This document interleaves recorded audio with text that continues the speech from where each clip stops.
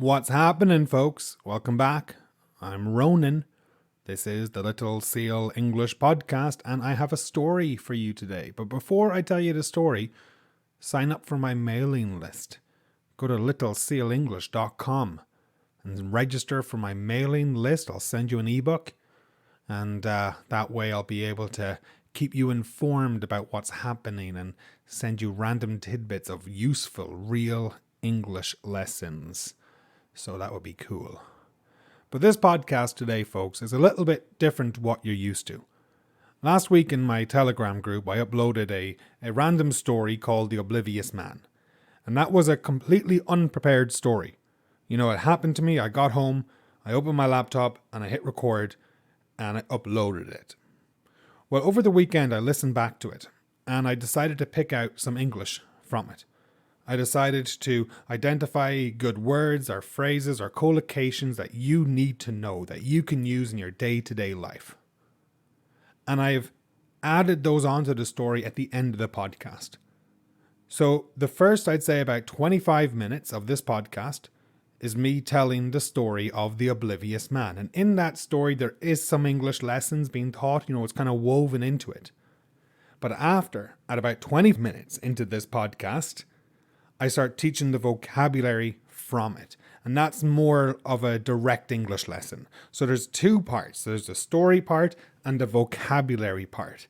You choose which to listen to or listen to them both, which is what I would obviously recommend. But I'm just letting you know that is the layout of this podcast today. So we have the story, The Oblivious Man, and then we have a deep dive into some of the vocabulary, some of the interesting phrases or collocations that came up. So I guess your job right now is simple. Sit back, relax, and listen to The Oblivious Man. Good morning. So, oblivious. It's a great adjective. And this is a bit of a rant. A rant to the oblivious man yesterday on the bus.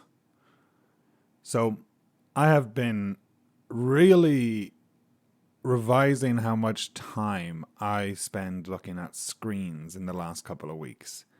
So much so that I'm proud to say for the last 2 or 3 weeks, I haven't looked at my smartphone in bed. Well, I have only to turn on and off the alarm, but no scrolling in bed. So bed is just for sleep, essentially. And other things, but mainly just for sleep. Then I have stopped looking at my phone on the bus and started reading. And I've been getting through books like nobody's business. Like nobody's business. There's a good idiom. But I've been getting through books quite quickly, and I'm really happy because I've rediscovered the joy of reading. And you know, recently I read a book and it was about Magdalen laundries in Ireland. It's a very heavy book. Heavy book means it's hard to read at times because it's a very deep book that is hard to read because the topic it's talking about is very sensitive and very sad and sorrowful. But now I'm reading a book called Born a Crime by Trevor Noah, and he's like a host, a TV show host, a comedian, a celebrity in the USA, born and raised in South Africa under apartheid. So apartheid was the racist form of government and systems that they had in South Africa for many years that segregated people based on race.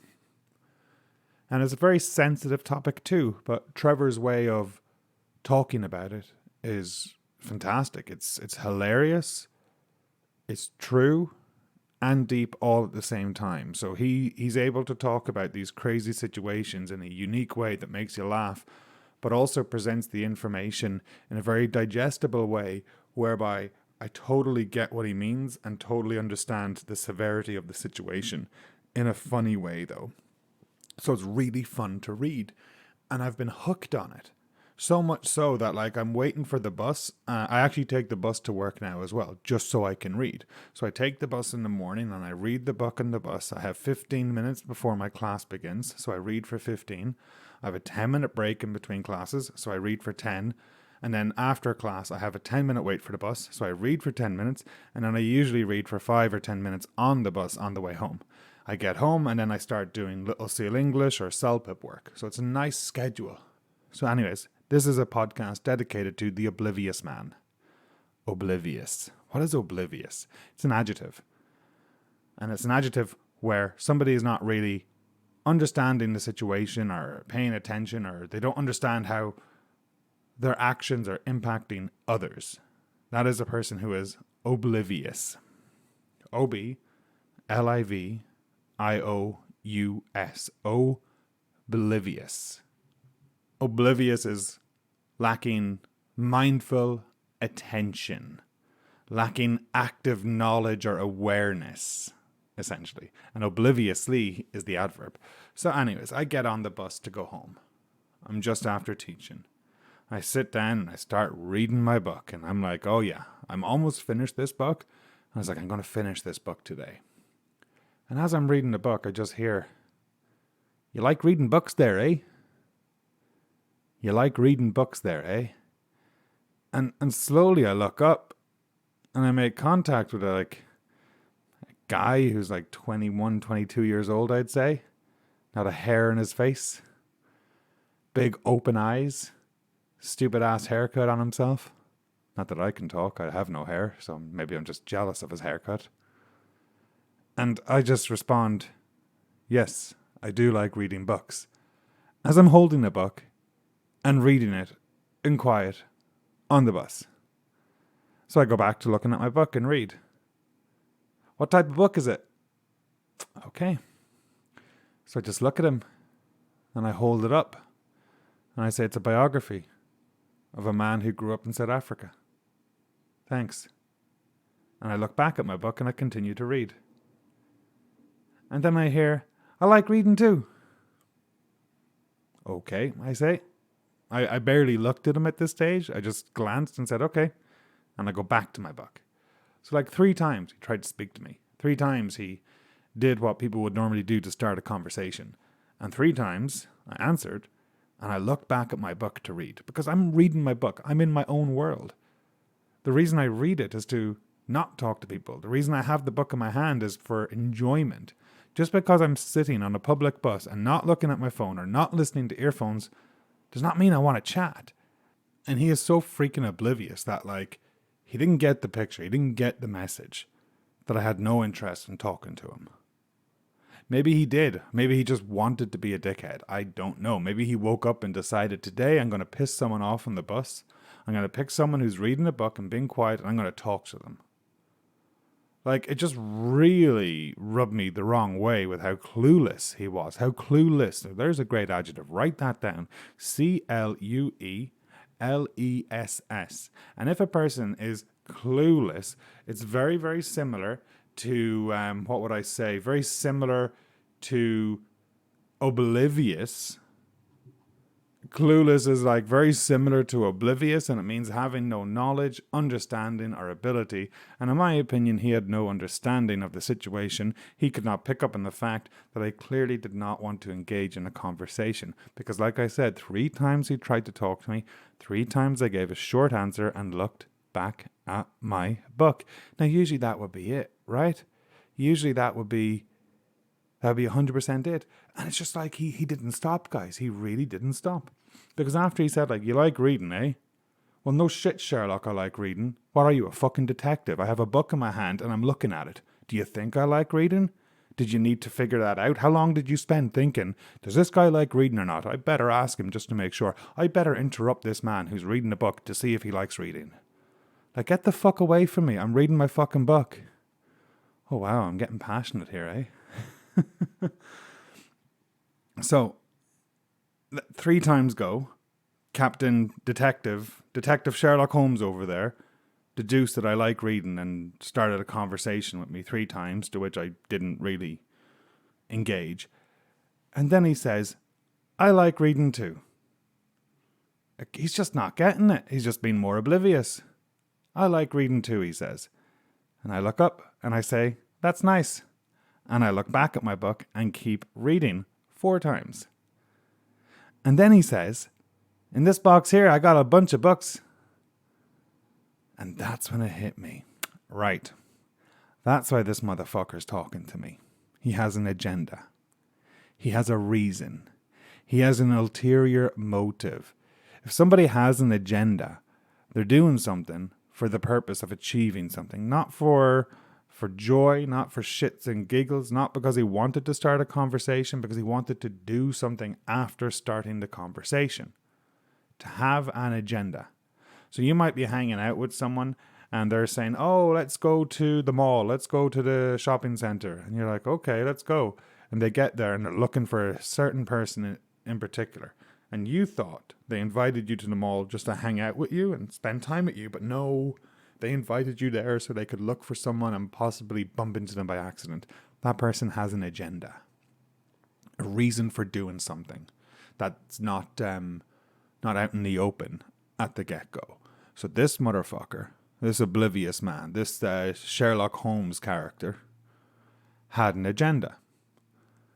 And as soon as he said, I have a box of books, I knew what they were. And lo and behold, he pulls one out and says, would you like it? No, he didn't say that. He said, would you like a book? He didn't pull it out. And I say, and at this stage I go, and I actually close the book. And I say, what books are they? And the guy with a big, happy, innocent head in him shows me 2 Bibles. Because I knew what they were going to be. I knew what was in that box. As soon as someone said, I have a box of books, it's like, well, fuck, I wonder what this is going to be. It's obvious what it's going to be. So I tell him, no thanks, in the nicest way possible. Believe me, I wanted to say much more. I really wanted to say more. In fact, I was tempted to say, no, I don't like reading fiction. No, I don't like reading fantasy. Thank you very much. But I figured if I do that, it's just going to lead to more conversation. So I decided to just say, no thanks. And I continued reading my book. Now, fair play to him. Fair fucking play to him. He didn't ask me again, and he didn't continue to ask me about anything because he realized I was not going to bite. He realized I did not want one of his mother freaking Bibles.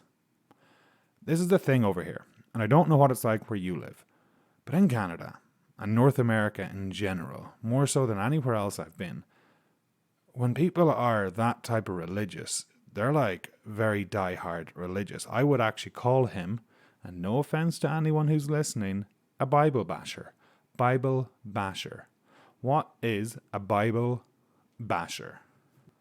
A Bible basher is a person who follows the teachings of the Bible in a very aggressive or evangelical way and would try to get other people to follow them as well.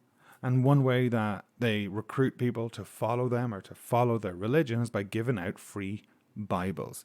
And so this oblivious man, kid, boy, had a box of Bibles that he was trying to give out to people. And he thought, for some reason, talking to the man who's reading a book at the back of the bus was a good way to go. And the thing is, he started the conversation in such a happy way. Oh, you like reading, eh? Like I said, I do. I'm reading a motherfucking book. How long did it take you to figure that out? And it really bothers me. It bothers me so much more because he would never have started the conversation unless he had an agenda. It's a very fake conversation. It's like you actually don't give a fuck about the book I'm reading. You don't give a hoot about what I'm reading. The only reason you're asking me if I like reading is because you have a mission to get rid of these Bibles and to give them out to as many people as possible today. That's the only reason you're talking to me. Don't cover it up. Don't pretend it's something else. That is exactly what you are doing, sir. Now, of course, I didn't say anything like that because of my experience. There's just no point in talking to people like this because they're so, what would I say? They have the blinkers on, or the blinders. They have the blinders on. A blinder is a device that you put over a horse's head.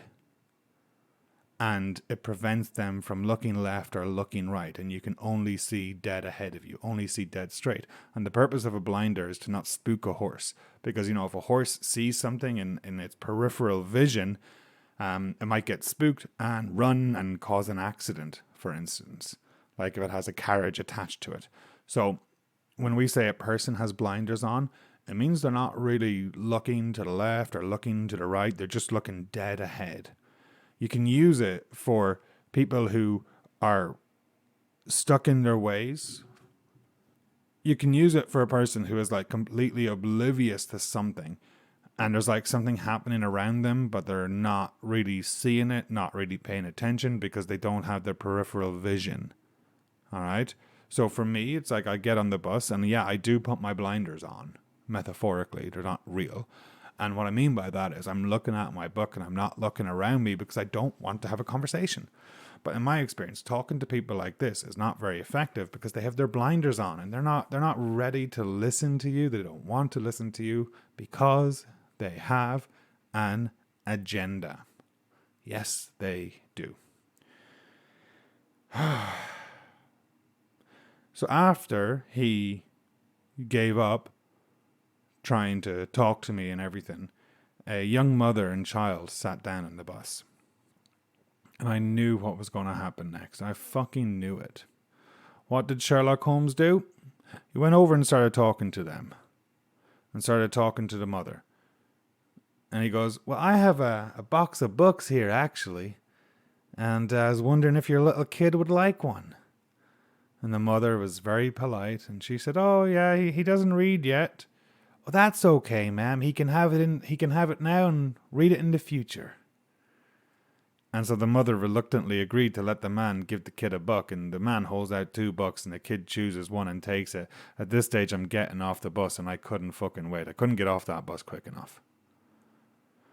But yeah, that is the story of the Oblivious Man.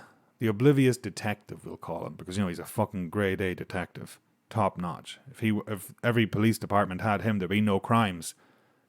He's able to identify a book lover by looking at a person who's reading a motherfucking book. Good Lord.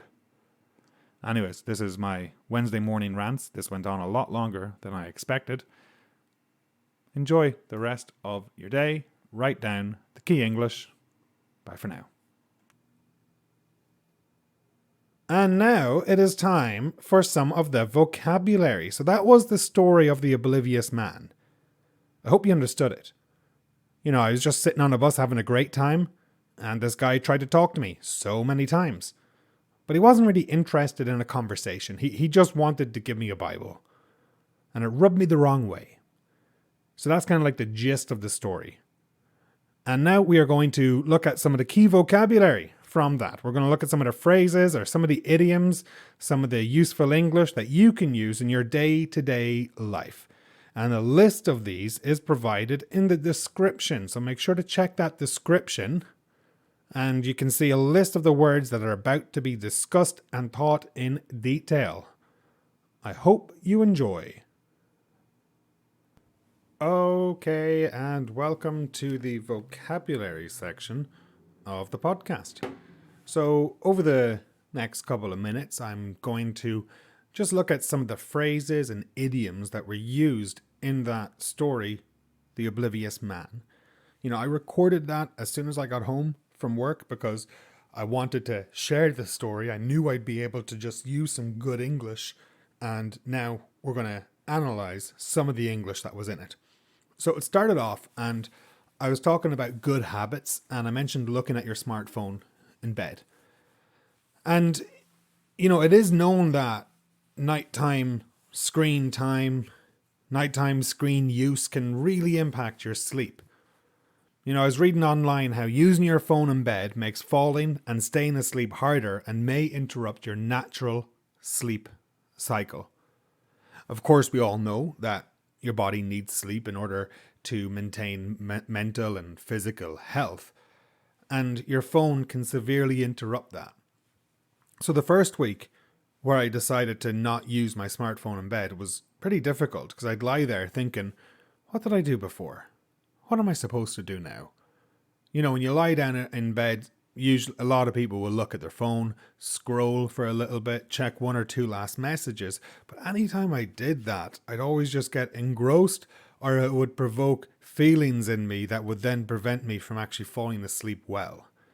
So I'm happy to report that in the last, 2 weeks or something, my sleep is so much better without looking at my phone. And yeah, I don't know why I'm saying all this, because I'm great, I guess. That's why I'm telling you. I'm actually really happy with it. That's why I'm telling you. But, you know, instead of looking at my smartphone in bed, I have been reading a lot more in bed. But genuinely, I could only read for about 10 minutes and I'm falling asleep, so that's good. I mentioned how I was getting through books, and that's the phrasal verb to get through. If you are getting through a book, you are slowly reading it. This is your next challenge, for instance. You can use get through for many things. An essay in school. I have to get through this essay and then I'll be able to relax. If you're at work, there might be a couple of projects that you're getting through, and every day you get through a little bit more of each project. Whereas if you focused all your time and energy on one project, you could get through it in a month. But because you have so many projects on your plate right now, you can only get through a little bit of each project each day because you're always switching it up. And it makes it more difficult to get through everything because you have so many different projects demanding your attention. So are you currently getting through any TV shows? That's another use of get through for TV shows. So my wife and I are getting through The Gentleman. And it is a TV show, I think it's written and directed, I know directed by Guy Ritchie, who is known for movies like Snatch or Lock, Stock. Those movies are absolutely amazing, sensational movies. So we're getting through his TV show, and it's a really good TV show. If you're looking for something good to watch, The Gentleman. And it's about a guy who inherits his father's fortune. And his father is a duke in England, so like real upper class, and they have like a mansion beyond belief, like a palace almost, with the grounds are huge and everything. It's a really good watch, so give that a go. My wife and I are currently getting through it and really enjoying it. So I'm getting through books, getting through TV shows, getting through projects. I'm getting through the year. If someone says they're getting through the year, it means it's been tough for them, you know?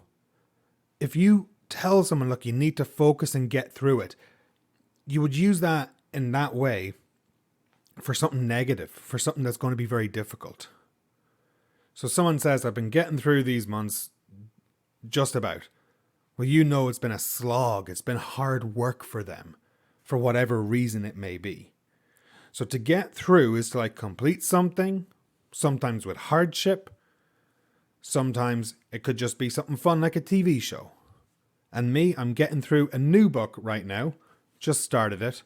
It's called The Bone Clock, I think. And yeah, it's fairly interesting. I've only read a couple of pages, but I'll give it a go. Alright, another idiom that I used in that story was like nobody's business. Like nobody's business.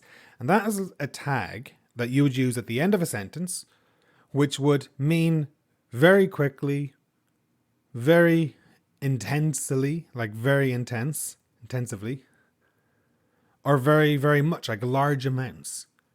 So I used to always help my mum out in the garden, and we'd have to do a lot of weeding, you know, when you take weeds out of the garden, because weeds spread like nobody's business. They go everywhere. There's absolutely nothing you can do about it. Weeds will spread like nobody's business. They will spread and spread fast and furiously. Invasive plants will spread like nobody's business. Mint is a good example. If you have a herb garden, get my Canadian pronunciation of H or H. If you have a herb garden and you have mint, you got to be careful because it will spread quickly and it could take over another pot very easily. So it's a very invasive plant that spreads rapidly, that spreads like nobody's business. In my garden, I'm trying to think. I think it might be like Japanese knotweed or something. But there's a plant in my garden that my mum is trying to kill and has been trying to kill for years. But it's one of these like real hardy plants. And apparently once it's in a garden, it'll spread like nobody's business for years. And it's even strong enough to go through concrete. I'll have to get back to you. I know it's a Japanese one of some sort. Long story short, somebody brought it to Ireland when they shouldn't have a long time ago, and it spread like nobody's business. There's a great example. People bringing plants or flowers to foreign countries, planting them, and then suddenly they spread like nobody's business. Ireland has a huge problem right now between red squirrels and grey squirrels. The red squirrels are Irish, the grey squirrels are American, and they were introduced to Ireland at the birthday party at the turn of the century, in the 1900s, I believe. And they spread like nobody's business, the grey squirrels. They spread like nobody's business, and they started to kill off the native red squirrel. Huge story. I'm going to do a podcast about that because I remember listening to a story about those, and it was very interesting, a very engaging story about the history of the squirrel in Ireland. Fascinating stuff. But the spread are like nobody's business, very quickly or very much. Oh, he ran like nobody's business. He was terrified. So use it at the end of a sentence for very quickly, very much, aggressively, or like passionately, intensively. Okay, another collocation that I wrote down after listening back to The Oblivious Man was to rediscover the joys of. And I chose that entire collocation because I don't want you to learn just one or two words at a time, but you have to learn how to use it. And to rediscover the joys of is a beautiful one. This year, I've been rediscovering the joys of reading. I didn't read a lot last year. The last time I read so much was in my master's, but that was all educational BS and it wasn't like fiction or anything. But now I'm rediscovering the joys of reading for joy, reading for entertainment, reading for pleasure. Reading for pleasure, that's the one. And I've rediscovered it. I need to rediscover the joy of exercising on a regular basis. There's a good one. When I was younger, I used to love it so much, and it's harder to get back into. I have a lot of other commitments these days, but I'm slowly rediscovering the joys of regular exercise. I've been going to the gym more, focusing on building strength and stuff, and I do feel a lot better, and I'm rediscovering the joys of it. Now we're in Kelowna and the weather is getting great again. The sun is coming out. Today it was 18 degrees, which is crazy because in like 3 days' time it's only going to be 4 degrees, so it's going to drop right back down. But I'm rediscovering the joys of exercise, and with the sun out, it's helped me get motivated to spend more time outside. Because in the winter, it can be freezing, it's dark, it's a whole different atmosphere, a ball game. But now, I'm rediscovering the joys of summer in Kelowna. What is something you lost touch with? What is something that you would love to rediscover the joys of? Something that you enjoyed when you were younger. I'm rediscovering the joy of sketching. I've been trying to get back into sketching for a long time. Time is the hardest part, finding time for all these activities and hobbies and business stuff. But I really want to rediscover the joys of sketching and art. And I think this summer I will. Because when I go to the mountains, I always bring my sketch pad. When I go camping, I always bring the sketch pad and a book. And because I've been reducing my screen time so much, I just feel that this year I'm just going to capture as much as possible in the sketchpad. So I'm going to rediscover the joy of sketching. Okay, moving on. Sorrowful. It's an adjective, sorrowful. SORROWFUL. I know I just said, don't learn one word by itself. Well, we're going to do that now. Do as I say, not as I do. But sorrowful, I spoke about a book being incredibly sorrowful. And that means it deals with a very heavy topic. Like most Irish literature, it's written about something rather depressing, but also quite important to read about, quite important to learn about. So in this case here, I'm reading a book about a dark, dark chapter of Irish history. And I'd say it's a very sorrowful book because it makes you feel sorrow. It gives you food for thought about what happened in the past. The subject matter of the book is sensitive, but that's also what makes it a great read. So sorrowful is how I used the word to describe it. And here's some collocations with sorrowful. A sorrowful tone. Sorrowful tone.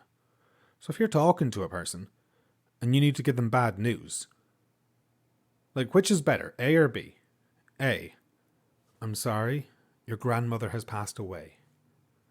Or B, hey buddy, I am so sorry, but your grandmother, she gone. Which one of those is more applicable if a person's grandmother has died? A, because it's more sorrowful. It's softer. So in a sorrowful way, you might need to talk to a person. You can have a sorrowful goodbye with somebody. A very, very sad goodbye for whatever reason it may be.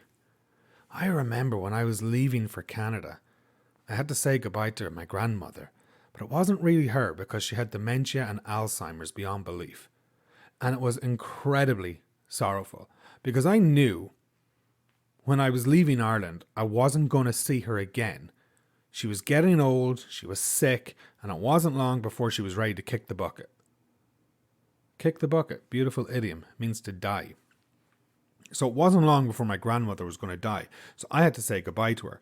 But she didn't recognize me. And that's what made it worse. You know, you're saying goodbye to someone that really hasn't been there for years. And you should hold on to the memories from before. But it was a very sorrowful goodbye. Now, it didn't help that I was also incredibly hungover that day. You know, we were just driving back from a wedding and we popped in to say goodbye. And I was the most hungover in years. It was a nightmare. So I'm there, hungover as fuck, thinking about moving to Canada in like 5 or 6 days, just after a wedding with no sleep or anything. And I go see my grandmother and she doesn't recognize me. And I'm like, this is the last time I'm going to see you. Oh boy, I cried. It was horrible. It was absolutely horrible. Definitely compounded by the fact that I was hungover as fuck. Still probably would have cried a little bit, but not nearly as much as I did. So that was a very sorrowful goodbye for me. For her, it was just a stranger saying goodbye. So for her, she didn't really give a hoot. Who's this man? What's he saying goodbye for? Okay, have a good one. But for me, it was like, I'm gonna miss you, and so on and so forth. Anyways, another collocation with sorrowful is sorrowful eyes. Sorrowful eyes. You know, someone can look at you with sorrowful eyes. Sad eyes. The eyes tell a lot about a person. And there's different types of eyes. And sorrowful eyes, you can try picture them. You know, they tell a story of sadness. And he looked at her with sorrowful eyes before he told her the news, for example. Okay, sorrowful. Okay, so another phrase that I used in that story was, that's when it hit me. That's when it hit me. Pretty much the same as saying, that's when I realized. You know, that's when I realized what was happening. That's when the penny dropped. That's when the penny dropped. So all of those phrases are used when you suddenly understand what is happening. When you are suddenly aware of something that was happening and you have figured it out, for example. That's when it hit me. This man had an agenda. That's when it hit me. This man wasn't talking to me because he wanted a nice conversation at books. He was talking to me because he wanted to give me a Bible. That's when it hit me. That's when I came to the understanding. That's when I got the revelation of what was really happening in this situation. What was really happening. And that's the key part of that's when it hit me. You know, maybe you've misunderstood a situation. Maybe you've misunderstood something you watched, something you heard. Or maybe someone lied to you. And then you suddenly realize they lied to you. And it's like, that's when it hit me. He's been lying to me the entire time. He looked at me dead in the eye and lied to me. And I didn't realize it at the time. But now I do. Because it just hit me after seeing blah, blah, blah. You'll often hear it in like old school detective movies. The detective is going over their case and they say, and that's when it hit me. Why was he in this place at this time? He's usually here. You know, they have a revelation of some sort. So I just used it in this story here because, you know, that's when it hit me. That's when I figured out what was really going on. I remember the podcast, Murphy's Law. I recently re-uploaded it. And in Murphy's Law, I talk about me, I think at some point, just accepting that I was never going to make it home for Christmas. And so I could say, That's when it hit me. I knew I wasn't going to get home for Christmas. That's when it hit me. I knew I was going to be spending a night in Chicago. Before that, I was in denial. Before that, I was optimistic that I'd get home on time, that nothing bad would go on. But at some point, it clicked with me that wasn't going to happen. So I could say, that's when it hit me. I was not going to make it home for Christmas, for example. So big news, big revelation. That's when you finally understood it, for instance. All right, moving on. Oh, I love this idiom, this expression I have written down. I'm in my own world. To be in your own world. So I'm on the bus, I'm reading a book. I'm not in your world. I'm not listening to you. I'm not looking at what's happening around me. I'm in my own world, and you're not invited. Leave me alone. Don't talk to me when I'm in my own world. I love being in my own world. I really do. Being in your own world is like when you're in your head just having a conversation or just looking out the window, procrastinating, not paying attention to what's going on around you. That's when you're in your own world. You can listen to music to be in your own world. You can read a book to be in your own world. Or you can just sit there and daydream. And that's when you are in your own world. Have you ever been in the middle of a conversation with a person? And then you're like, oh, I'm sorry, I zoned off. I was just in my own world there. Can you repeat that last part? Only do it with good friends maybe. Don't do it on an interview or something. But it happens. You're in your own world. If you ever smoke some dope or some weed, you're going to be in your own world perhaps. You'll find yourself really unable to concentrate on a certain task because you're in your own world. You're having a great time. I love that one. And so on the bus, I'm usually in my own world. I don't really want to chat. Sometimes I will chat to people, if they start a conversation and I'm not reading my book, for example, then I won't be in my own world. But there are many times I am. You could be walking through town and be in your own world, and then someone sees you and you snap out of it because they call your name. Has that ever happened to you? You might be walking through the mall, you might be walking downtown, you could be in the airport or something. You're in your own world, you're just mumbling to yourself, talking to yourself, thinking to yourself, just looking around, taking it all in, not really paying attention to anything. And then suddenly someone calls your name and you snap out of it. You snap out of it and you're no longer in your own world. Maybe you accidentally bump into a person and then you could say, oh, I'm sorry, I'm in my own world. I'll pay more attention. I'll focus more. If you accidentally rub shoulders with someone, hit into a person or something. So that is a good one to use. I'm in my own world. He's in his own world. Oh, don't talk to him. He's in his own world. He's of no use to us now. Okay, another idiom that I used was to rub the wrong way. To rub the wrong way. Have you ever had a gut instinct against a person? Have you ever had a gut instinct where you met somebody, but they rubbed you the wrong way and you didn't feel comfortable around them? They gave you the heebie-jeebies. The person made the hairs on your neck stand up, for example. That person might rub you the wrong way. And that is when your intuition, your gut is telling you something is wrong with this person. Now, it's not always just to do with a person. Like, not just only a person, but it could be what he said rubbed me the wrong way. And it made me rethink my idea of who he is or who she is. Like 9 times out of 10, they're great. They're wonderful to be around. They're fun, whatever. But sometimes they say something and it just rubs me the wrong way. It disturbs me and I need to let them know. Or maybe I don't need to let them know. If someone says something that rubs you the wrong way, it might piss you off. It might be misinterpreted. Maybe you misunderstood what they said. Maybe they weren't clear enough with what they were talking about. And as a result, you felt offended. As a result, you didn't appreciate what they said. So you might pull them aside and be like, hey, listen, what you said earlier kind of rubbed me the wrong way. I was hoping we could have a chat about it. I was hoping we could just figure out what you meant by your comment in there because it rubbed me the wrong way, for instance.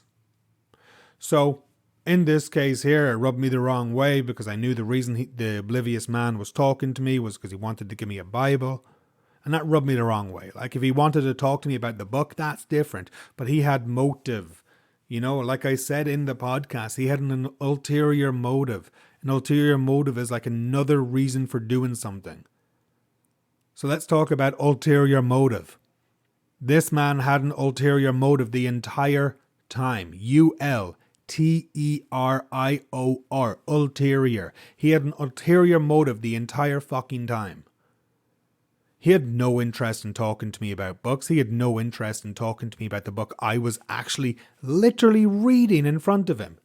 He wanted to disturb my peace so he could give me a Bible. And he vested it. He hid it. He had a facade up of being interested in books. And like he said the exact same thing to the woman. Oh, I have a box of books here. Oh, I'm getting angry again because he had an ulterior motive. I hate when people do that. It's like, just straight up tell me what's happening. Don't come up to me under the guise of being a book lover and then wham, pull out the Bible. That's not cool. That's a dick move. I thought we were going to be friends. So an ulterior motive is another reason for doing something. I think I gave an example of like going to the mall with your friend, and the reason they wanted to go to the mall was because they knew the hot girl was going to be at the mall. And so they drag you along. And they're like, yeah, Ronan, we're going to go watch a movie in the mall and we're going to have a great time. And you get there and they've no interest in watching a movie. They just want to bump into that hot girl. That's an ulterior motive, folks. Not cool. Maybe someone's asking you, or maybe someone's becoming friends with you because they have an ulterior motive. They know you're rich and they want your money. Is that why you're doing what you're doing? Like, what's the real reason you're doing what you're doing? That is what we would call the ulterior motive, an underlying motive, a secret motive.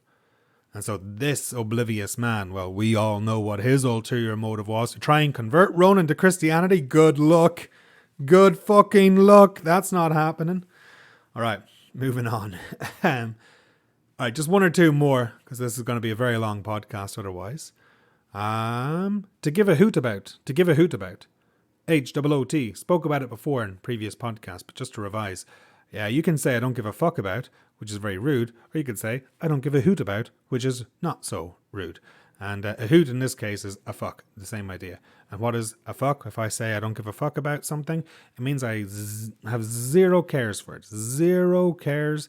I do not care for it. I do not think about it. I don't give a fuck about it. I don't give a hoot about it. So maybe if you're talking to some people, you might rather say I don't give a hoot about that. And it is more polite, more common in day-to-day conversation. Definitely where I'm living in Canada, to give a hoot is okay, to give a fuck is not okay. So there you go. I couldn't give a hoot about. So my name is Ronan. I couldn't give a hoot about your problems. For example, I couldn't give a hoot about your Bible. I couldn't give a hoot about blah, blah, blah. I don't care about it. You can have it. Keep it to yourself, but don't try to give it to me. Who are you and what do you not give a hoot about? Do you give a hoot about politics? A lot of people don't give a hoot about politics. They don't care about it. Funnily enough, the same people like to complain about politics. How about that? All right, and the last idiom that we are going to look at, or the last chunk of English I want to talk about, is I couldn't get off the bus quick enough. I couldn't get off the bus quick enough. As soon as that bus pulled over, I wanted out. I wanted to jump out of that bus. I was ready to jump out the window. I couldn't get off that bus quick enough. Why? Because there was a Bible basher. No offense to anyone who likes the Bible. I'm not talking about you. I'm talking about the people that force the Bible upon others. And this guy is a Bible basher, and I couldn't get off that bus quick enough. I just had enough. I had no interest. I grew up in Ireland, folks. Religion was everywhere. And I'm quite happy in Canada where it's not everywhere. So when I'm on the bus and someone disturbs me the way they did, I don't like it, you know? And so I couldn't get off the bus quick enough. That means I wanted to exit an area quickly. Maybe you've been on an airplane and it was a bad journey on the airplane. A lot of turbulence. Maybe you thought you were going to die. And then the plane lands and you're like, I couldn't get off that plane quick enough. Hey, back to Murphy's Law. That podcast I did, the series. In the last episode, I finally arrived back to Ireland. Or the third episode, I think, I finally arrived back to Ireland. And it's like I couldn't get off the plane quick enough. I was done with airplanes. I couldn't get out of the airport quick enough. My wife and I recently went to Costco on a Sunday. Bad idea. Costco, for those who are not in North America, Canada, or anywhere. It's like a chain of stores. They're huge. They're massive stores. You can buy anything in them. Big box stores. So you don't buy one banana, you buy 50 bananas. You know, you don't buy a loaf of bread, you buy 4 loaves of bread or something like that. And on a weekend, it's like mayhem in there. And my wife and I went in on a Sunday for some stupid reason. She walked in. I was in the car park trying to find a place to park.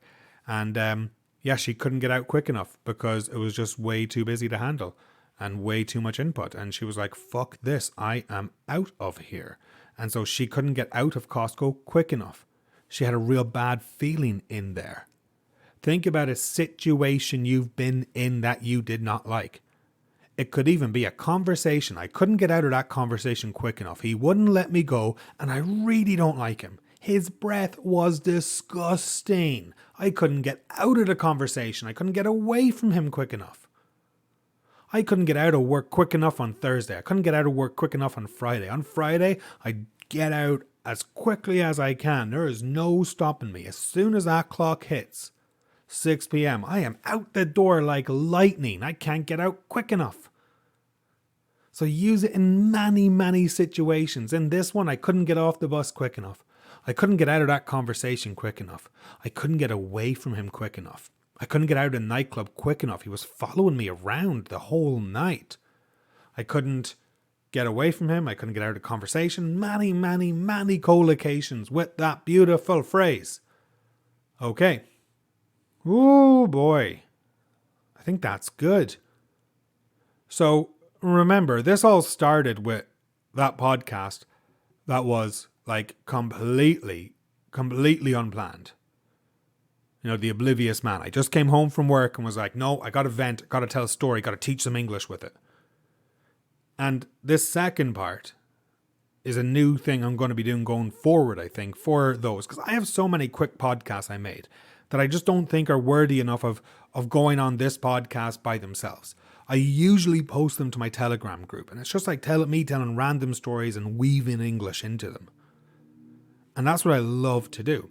But I figure this is a good compromise where I still record my off-the-cuff story of something that happened to me, or maybe it's semi-scripted. But then I think teaching a real English afterwards is also key. So I guess one thing you could do is look in the description of the podcast, because there is a list of the key words that we have discussed. And then you can go back, listen again, and try to identify when I say some of those phrases. You know, when do I say sorrowful? When do I say like nobody's business? When do I say to rub the wrong way, for example? And try to get the context in which it was fully said. And then, of course, try to connect it to your life, because if you cannot connect this to your life, you're not going to learn it. Ulterior motive. I bet you have an experience in your life where you dealt with someone and they said X, but they actually had an ulterior motive. I know for a fact you have. Every single person has met someone who's done something for one reason, but really they've done it for another reason. That's the ulterior motive. Connect it to your own life and then you're going to learn English. On that note, my name is Ronan. This is Little Seal English. Check out my website. Join my mailing list. I will make you laugh and learn. I will make you learn. I will help you learn. And stay tuned, because the email list is where I'm going to be giving offers. Maybe I'll give 50% off a course for 24 hours only. Who knows? So much happening with Little Seal. I am so pumped for the future of this one. Anyways, check out my website, download my ebook, get on my mailing list, join my Telegram group, jump in a lake, drink some coffee, chase a dog, ride a horse, eat some chocolate, do whatever it is you want. Be cool. I'll talk to you soon. Bye for now.